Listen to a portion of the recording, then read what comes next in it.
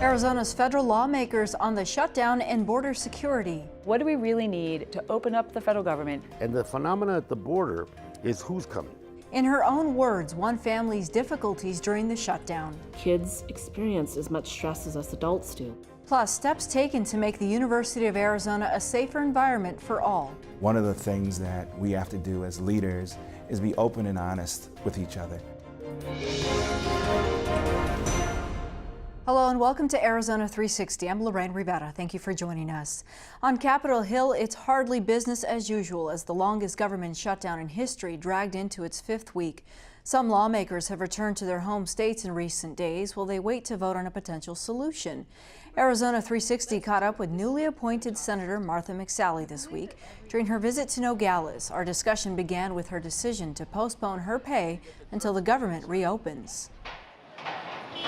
Well, right now we have 800,000 federal workers who are not getting paid, about 400,000 that are on the job, especially those that are in law enforcement, not getting paid. I thought it was the right thing to do to say, I'm with you, I got your back, I'm standing with you as we fight to break this impasse, but I'm also not going to get paid during this time, and we're going to work through this together. There may be a bit of a light at the end of the tunnel this week after the president's plan that was announced. You and him have shared the stage before. Do you like the plan that he proposed? I think the president's proposal is a step in the right direction to try to get the negotiations moving forward. If you look at it, it does provide resources for border security. It provides some legislative certainty for the DACA population, which a lot of people care about. It also provides some resources for the ports of entry, especially to detect those hard drugs and opioids that are coming through. It does a number of other things. Look, it's a starting point. As we get to the Senate this week, we'll be voting on that and maybe other proposals and trying to sit down across the aisle and figure out what don't you like about it? What can we change? What needs to be added? That's what the legislative process is supposed to be.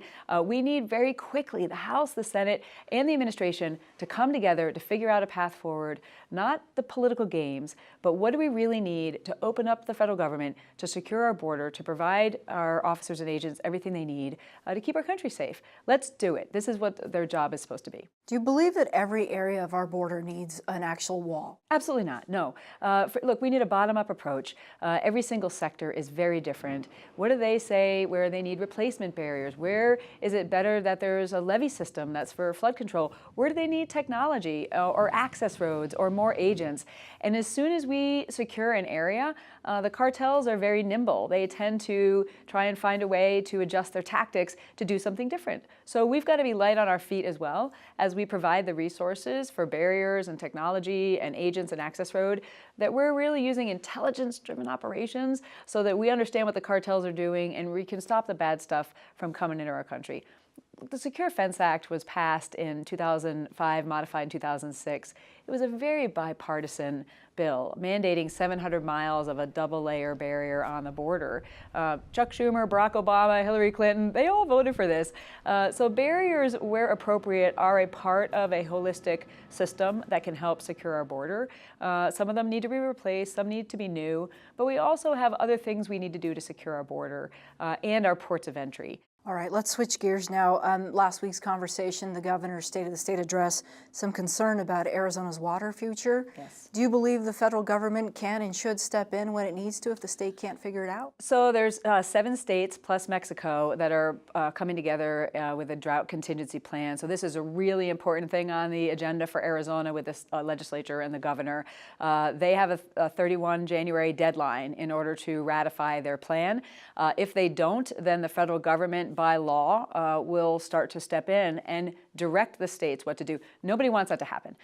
So our hope, and we've been in close coordination with the governor and also with the Bureau of Reclamation, the commissioner, I met with her last week, that we are tracking on the progress happening in Arizona and the other states. Once Arizona ratifies their plan, which we are hopeful will happen, then we'll be introducing legislation to ratify the plan that the states have agreed to. So that'll be the federal role. That's our hopeful way forward here. Expect me to be leading on that effort, get all the states together and get that legislation on the president's desk so that Arizonans decide what their future is related to water, and we don't have the federal government telling us what to do. You have significant border and military experience coming from Arizona. You're in the Senate now. Do you get the sense that you have a seat at the table despite being a newcomer to the Senate? Oh, absolutely. There are very few veterans serving in Congress and in the Senate, and my now over 30 years of experience on military and national security issues. I've only been there a couple of weeks, but already I see that other senators are looking to me, and I'm having a very strong voice on the Armed Services Committee and in other roles as a leader, as a senator for our state and our country, to fight for our military and make sure we can keep our country safe.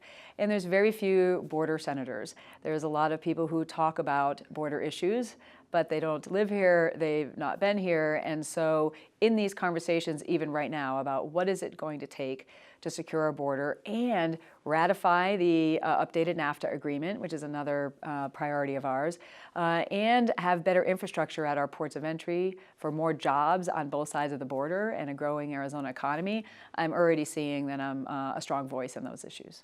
We have, new breath here in Arizona with you and Senator Sinema.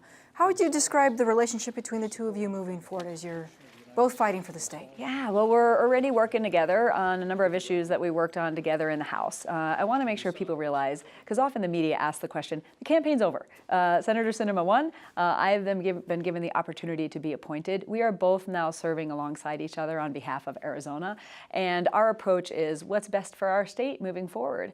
And where we can find common ground, we will continue to. We're working on some land exchange bills and some other things that we worked on in the House. We're going to keep working on together in the Senate. The shutdown, border security, and water conservation also came up in a recent discussion with Representative Raul Grijalva during a stop in Tucson last week. Christopher Conover led the conversation with Grijalva at Arizona Public Media. The president keeps saying he wants $5 billion for a wall. Yes. If he modified that to $5 billion for border security to include more ICE officers, more Border Patrol, technology, immigration judges, and a wall, would that be an acceptable? I think it's still going to be problematic, and I think it's become, Trump added this whole mythology to the wall, that it was the end-all be-all to enforcement, that it was about border security, that it was going to be a zero-sum game, that no more are we going to see drugs coming into this country, no more are we going to see undocumented people trying to get to this country, that asylum seekers will end, that this wall is it. And I think by building that mythology and convincing his part of his base that that's the answer, I think he put himself in a corner. I think part of security for the border has to be investing in those ports of entry, where 60 to 70% of confiscated contraband is there. 60 to 7% on unauthorized entries are stopped there. And so that's key. It's key for commerce and trade. We have 700 miles, people forget, that have already been built since 2005. Let's audit what has happened, what has been the effect, and not simply be replicating this mythology, political mythology of Trump's, that's the answer. And so, yeah, the discussion's open. He's in the box where he's defined security one way, and I think the ask from the Democrats in Congress is let's broaden that definition. A lot of the folks crossing now, I think Customs Border Protection said 80% in recent times have kids with them. Do you see money coming to the states, be it Arizona or any of the other states, to help with these kids in school? I think the per pupil thing has always worked in schools. Schools by Supreme Court decision and by law, they're as the kid comes through the door, you deal with that kid, and that's right. I think more support for programs like English learners, more support for transition programs for children. That's going to be required more and more. 14,000 minors and children are presently in some form of detention in this country, and so it's a self-fulfilling prophecy that we continue to do this at the expense of something else. And the phenomena at the border is who's coming? Central America, people fleeing what they political, economic, and civil unrest in their own countries. They're not trying to get across without being detected. They come directly up to the port of entry, up to that Border Patrol officer, say, I'm turning myself in and I'm seeking asylum. That's the phenomena. There have been some in Congress who said, I'm not going to take a paycheck until the shutdown's over. What's your position on that? No, I took a paycheck at the beginning of the month and would do so. The issue for me is that we have to be there struggling. We canceled the rest of this week. I go back Tuesday morning to go back to work. There's an opportunity. We have to keep at the idea that what is going on right now is a huge detriment, and all of us should be at work. Me postponing my pay so I can get it at a later date doesn't make any sense. It doesn't make any sense of not paying these people to be at work. The Arizona legislature is hoping to pass something on the drought contingency plan regarding the Colorado River. Is there a role for the federal government in this? Absolutely. Conserving water is not going to solve this, I think, issue. The water settlements that have to be completed with the tribes across the state, all that has affected this decision making. And I think all stakeholders have to be in that discussion. Not just industry, not just the highest consumers, but all, from conservationists to tribes, and more importantly, looking at a plan beyond our nose.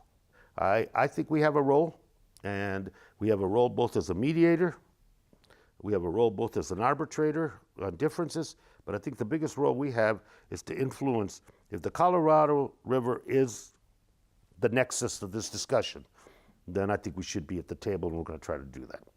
We have farmers, tribes, urban areas all kind of fighting over this Colorado River water. Is there a way you can get them all at the table and get an agreement, or will somebody always be fighting this? Keeping the status quo is not going to deal with the drought, and it's not going to deal with the fact that this is a finite resource that's not going to be there forever. Yeah, there's going to be some winners in the sense that that's going to get sustained more and protected more, and there's going to be others that will see the resource that they're comfortable with no longer available like it used to be. Those are the choices. I mean, you cannot avoid that. I don't care what the governor does with the committee. They can kumbaya all day long, but at the end of the day, those are the bitter choices that are going to be confronted. All right, Congressman, we'll welcome home for a very short period of time, and thanks so much. It's fun. Thank you.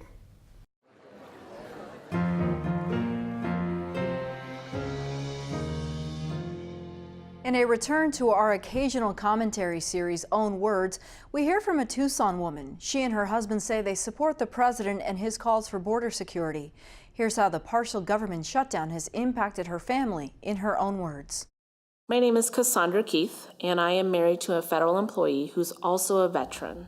The government shutdown has greatly impacted our family. We have had to call our electric company, our phone bills, our mortgage companies, all trying to ask for relief to wait until we get paid again. For example, the electric company pushed back our payment for January until March. Our car payment company has decided to give us a deferment until May, so we don't have a car payment until May. But there have been some negative ones. For example, our mortgage company, their first response that we've gotten so far is that they want to refinance our current home loan, which would put us at a double of our rate that we're currently at. We're going to have to make up for what was lost. We're trying to get loans to pay our bills. Our paychecks are going to go right there to pay those loans. People don't understand that it's a battle to try to survive through this shutdown. And yes, eventually we will get paid, but the big question is when. We are a family of 5, and it is not cheap to feed and house and transport all of us. They ask for things. Can we go out to dinner? And can we go see a movie? And we have to just tell them that unfortunately right now we're not receiving a paycheck. And so we've had limited conversations with them because kids experience as much stress as us adults do.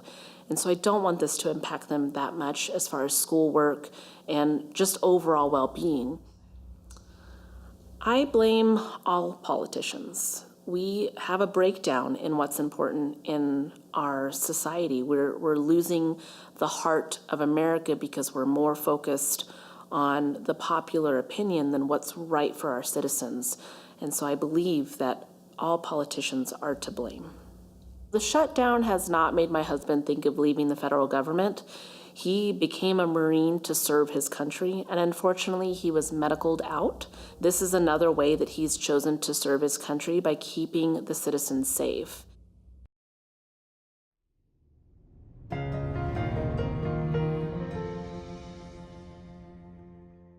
OSIRIS-REx, a NASA mission led by the University of Arizona to deliver an asteroid sample to Earth, is now orbiting its intended target, the asteroid Bennu. The unmanned spacecraft arrived last month. Scientists and engineers will spend the next year selecting the perfect place to collect a sample from the surface before the spacecraft's anticipated return in 2023. Until then, here's a look back at some of the highlights of the decade-long mission. This is a sample return mission. The real holy grail is to return, and we promised NASA at least 60 grams, we'll probably return a lot more than that, to Earth in the year 2023 in September. The type of object that we're going after is incredibly black. We think that dark surface is indicating a very carbon-rich material, and that is the prime objective of the mission, is to find very carbon-rich material that we think has organic molecules and prebiotic compounds that may have led to the origin of life on Earth. My job is to pull the team together. I deliberately selected Dante Loretta because of his skill set, his youth, his energy.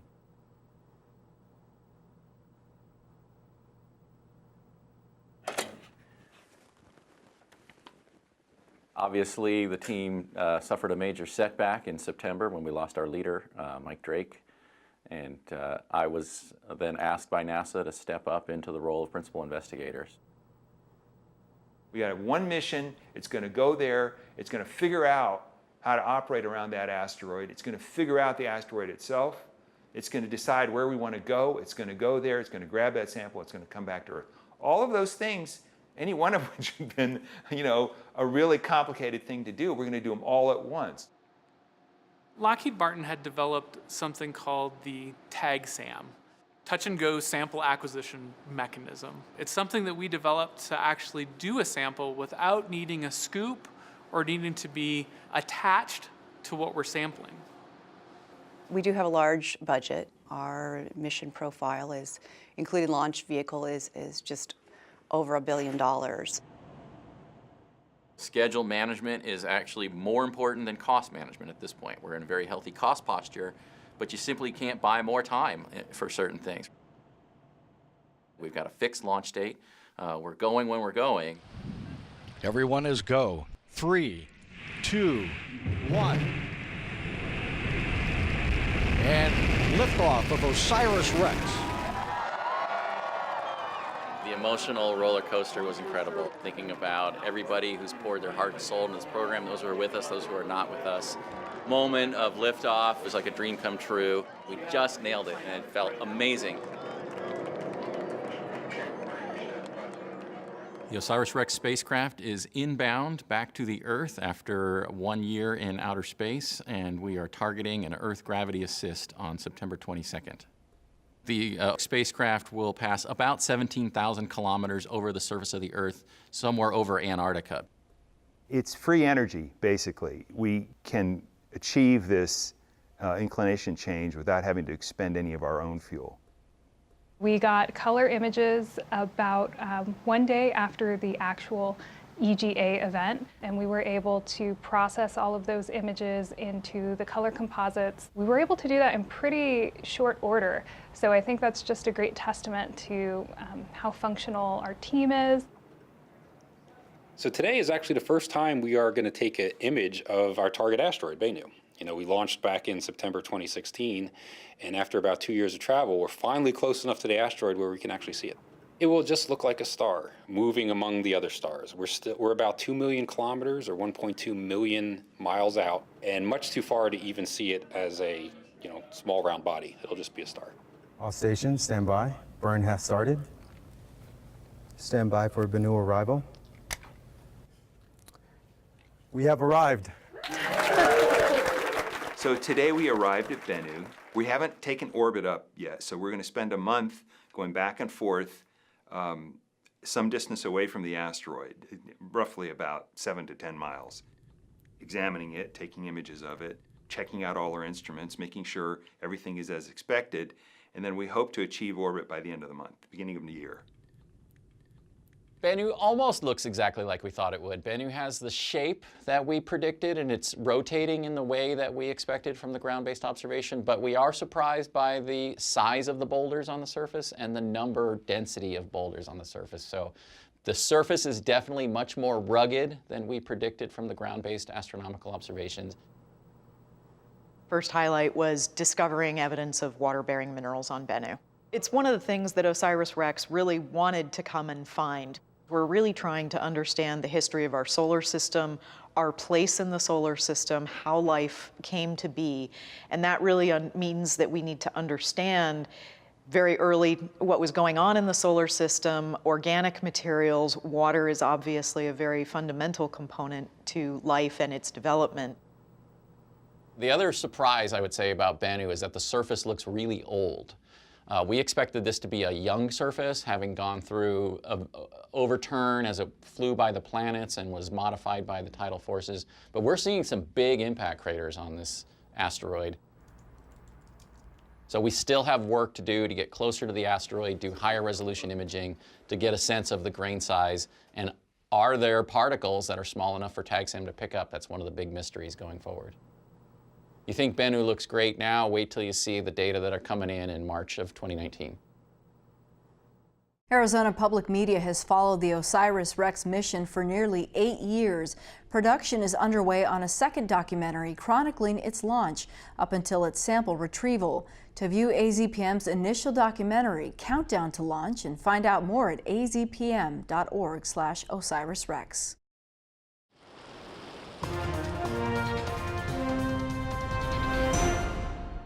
A former judge for the city of South Tucson is leading the charge to overhaul Title IX policies at the University of Arizona.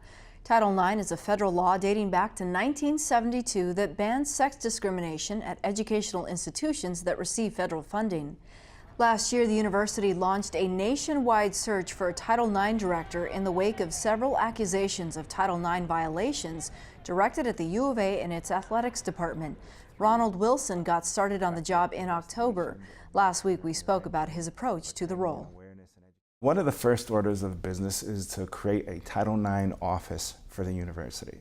So the president has asked that I work with him, the senior leadership team, various stakeholders and constituency groups from across campus to identify areas where we can centralize Title IX so that the resources are accessible to students, that grievance procedures, policies, and other necessary resources are available to both students and employees and easily and readily available. This has been a challenging time here in the University of Arizona history. How have you gone about restoring trust? I know you've only been here for a few months, but I imagine that's got to be one of your top priorities. It is, absolutely.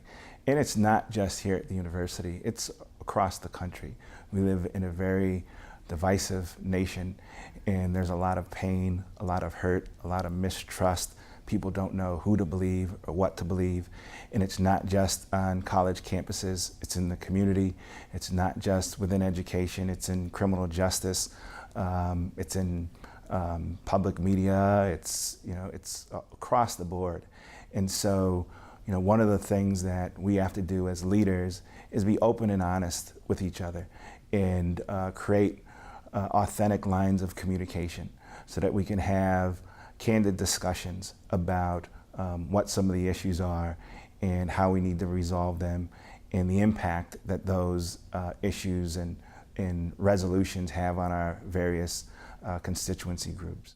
In your line of work as a prosecutor to now, I imagine there's a very delicate balance in what the accused is saying with what the accuser is facing. How do you go about ensuring that both sides are treated fairly?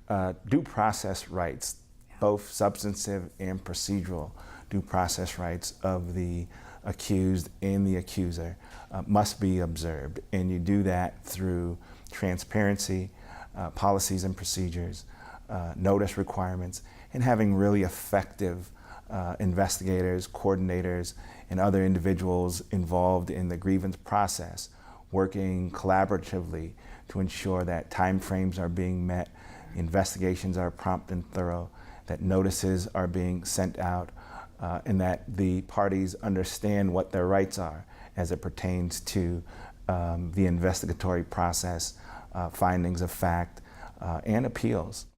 You do talk about how some of this needs to happen in the home as well. Yes. That children do need to learn different practices when they're growing up, and things they eventually can go out into society and build on. Absolutely.